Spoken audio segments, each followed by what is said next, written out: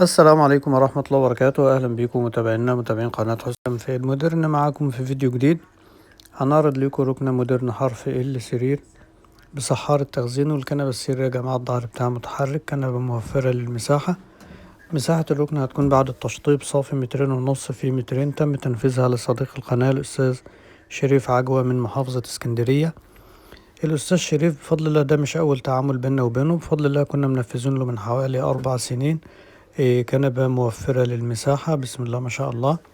والحمد لله اللي زي ما بيقولوا يا جماعة الشغل بيجيب شغل، يعني الشغل لما يكون كويس والتعامل يكون فيه مصداقية والمنتج يكون جودته ممتازة، يبقى فيه تعاملات تانية بسم الله ما شاء الله كتير. دي الكنبة السرير فيها 3 ميكانيزم في القعدة، خشب زن أحمر بالكامل، بسم الله ما شاء الله، حاجة ممتازة جدا وتخانات ممتازة. ميكانيزمات تركي في الظهر وفي القعدة، والميكانيزم بتاع الصحارة بسم الله ما شاء الله ميكانيزم باكن، بسم الله ما شاء الله ممتاز جدا جدا. الركنة بعد التشطيب هتكون روعة، هتبقى قماش كتان معالج، بسم الله ما شاء الله.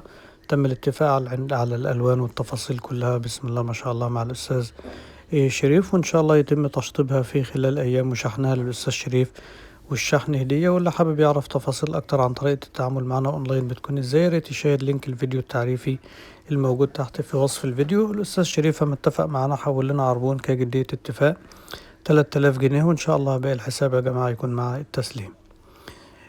في نهاية الفيديو بنشكر حضراتكم على حسن التواصل والمتابعة. بنقول لكم يا ريت اللي أول مرة يشاهدنا إذا عجبه الفيديو يضغط إعجاب، ما تنسوش تتابعونا وتشتركوا معنا في القناة وتفعلوا زر الجرس علشان يوصلكم كل جديد بننشره.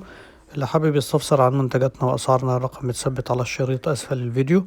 رقم التليفون يا جماعة كمان موجود تحت في وصف الفيديو. يا ريت التواصل يا جماعة يكون على الواتس فقط، ويكون برسالة مدعومة بلينك الفيديو أو لقطة شاشة للفيديو المراد السؤال عنه. وانتظرونا إن شاء الله في فيديوهات إن شاء الله كتير، يا رب تنال إعجاب حضراتكم.